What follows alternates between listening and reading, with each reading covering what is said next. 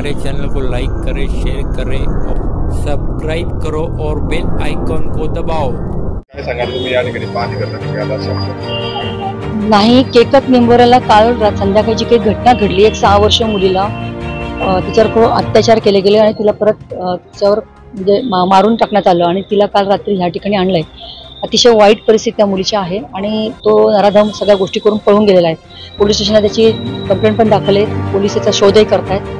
त्या मुलीचं आता PM करून सगळे रिपोर्ट्स घेणं, सगळी ती प्रोसेस आता ठिकाणी सुरू आहे। ते मला आता कळल्यावरून मी इकडे आले की ते म्हणजे घटना घडली तिकडे जायचं की इकडं, मला कळलं की सिव्हिलला आलं म्हणून मी सिव्हिलला या ठिकाणी भेटायला आले। ते माझ्यासोबत डॉक्टर सगळी टीम आहे या ठिकाणी आहे, रात्रभरापासून हे सगळी टीम त्या सगळ्या विषयामध्ये लक्ष घालून आहे। तर म्हणजे अतिशय वाईट आणि दुर्दैवी घटना आहे, ज्या स्त्रीकडे आपण आईच्या दृष्टीकोनातून बघतो, देवीच्या भूमिकेत बघतो, तिच्याकडे एका छोट्याशा जीवाकडे अशा पद्धतीने बघण्याची इच्छा जर अशी कुठे त्या नराधमांना होत असेल तर यांना अशा पद्धतीने शिक्षा झाली पाहिजे की असं परत कृत्य करण्याची हिंमत नको व्हायला। तर म्हणजे आपण खूप अवेअरनेस या ठिकाणी आणतो आहोत। बॅड टच, गुड टच आम्ही लहानपणापासून मुलांना हा संस्कार आता द्यावा लागतोय।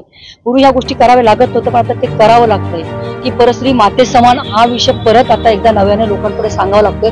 हे खरोखर अतिशय दुर्दैवी अशी ही घटना आहे। 6 वर्षाच्या लेकराचं काय मन म्हटलं असेल ती घटना होताना, त्याचा विचार सुद्धा मला एक आई म्हणून करवत नाहीये। अशा घटनांना कुठेतरी वाटतं आळा घालणं आणि त्याच्यासाठी आम्ही मागे पण या संदर्भात मी वाटतं आमदार असतानाही कायदे कडक कसे करतायत त्याच्यासाठी आपण खूप पद्धतीने या गोष्टी लक्ष घालतो, पण अजूनही लोकांची भावना ह्या दृष्टीकोनातून बदलत नाही, दुःख आहे। यासाठी कुठेतरी कडक निर्बंध असले पाहिजे असं आज मलाही वाटतंय। 6 वर्षाच्या लेकराला काही समजत नाही, ते भावनाही नसतात त्या मनामध्ये, कशा पद्धतीने लोक करतात, खरंच चिंताजनक विषय आहे। ताई, आपण एक महिला खासदार आहात, आपण संसदेत गेला आहात, अशा सातत्यानं घटना घडतायत सध्या, कशा पद्धतीनं पुढची भूमिका सरकारमधून आपण मांडणार आहात? मला वाटतं आता एज्युकेशन लहानपणापासून देण्याची गरज आलेली आहे, कारण म्हणजे आता काय झालं की काळच बदललाय। पुढचे काही एकत्र कुटुंबामध्ये आई वडील, आत्या, मामा, मावशा, काका सगळे राहायच्या, तर अशा गोष्टी कुठेतरी लक्षात आलं की त्याचं बंधन घातलं जातं। पण आता काय आई वडील नोकरी करतात, व्यवसाय करतात, बाहेर पडतात, मुलं आपल्या पाठीमागं काय करतात हे त्यांनाही समजत नाही आणि ज्या वयात जे नको बघायला त्या वयात त्या गोष्टी ते बघतात आणि मला वाटतं ह्या गोष्टीच्या पद्धतीने त्या सगळ्या गोष्टी घडतायत।